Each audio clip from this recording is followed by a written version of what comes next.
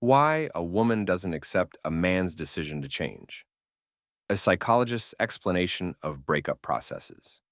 Viewers who are familiar with my material know that I talk only about the topic of breakups. One of the problems men face during a breakup is a feeling of guilt and the woman's unwillingness to accept their steps toward restoring the relationship. The psychological background of a girlfriend who wants to break up. It might surprise you to learn that a girlfriend doesn't leave because of the reasons she names at the breakup itself. Of course, those reasons may be real, just as any conflicts in life are real. She breaks up with you, and naturally you want explanations.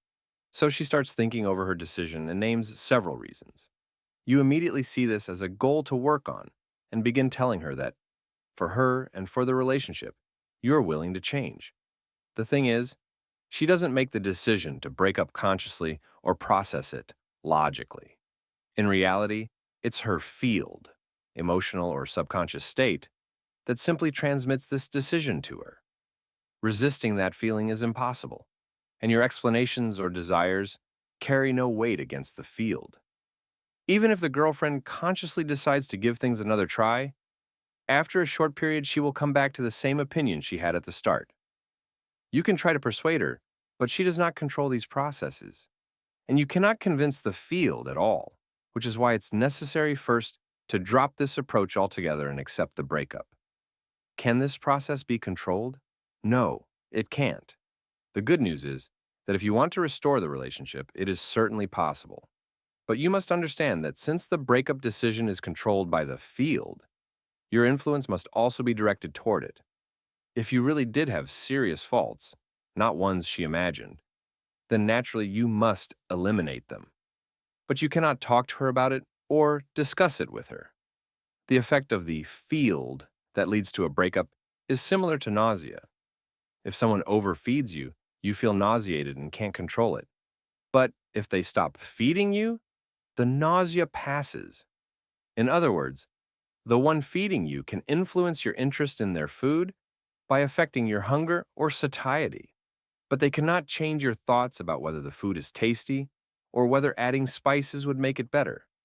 The moment the breakup is triggered is only when she becomes oversaturated with your care, your demands, your presence, or your desire to be helpful and needed. So, first you need to trigger hunger, and only then show her a new version of yourself, without the problems you had before. Moreover, you may notice that when she's hungry, she may not even pay much attention to those problems, unless they are truly severe. If you leave someone who has already developed rejection toward you, and at some point she remembers the food you used to give her, she won't yet feel hunger. She just wants to be sure that if she does feel hungry, she can turn to you. That's why in these cases, you should not respond at all. Most men, however, immediately grab the spoon and start force feeding her again. The oversaturation hasn't passed yet, but she's being fed again, naturally leading to another rejection. This is the main way to ruin her potential return. How to know when hunger appears? The girlfriend will tell you herself that she would like to eat your food again. If you feed her after every single message, she won't say this. If you don't feed her, at first she won't want it. But as hunger grows, so does the desire to eat. At some point, she'll tell you directly, and her words will be backed by action. How to recognize this moment I explain in my videos. About commenters and the "I know better" defect. Dear viewers, I do not invent the methods I talk about. I apply psychological laws to relationships, and that is the only reason everything I explain works. If you want to share your opinion under the guise of truth, please provide evidence of your expertise. If you have none, then please do not mislead people with your reasoning, which has nothing to do with objective evaluation. Shaming women or criticizing relationship restoration is not welcome here.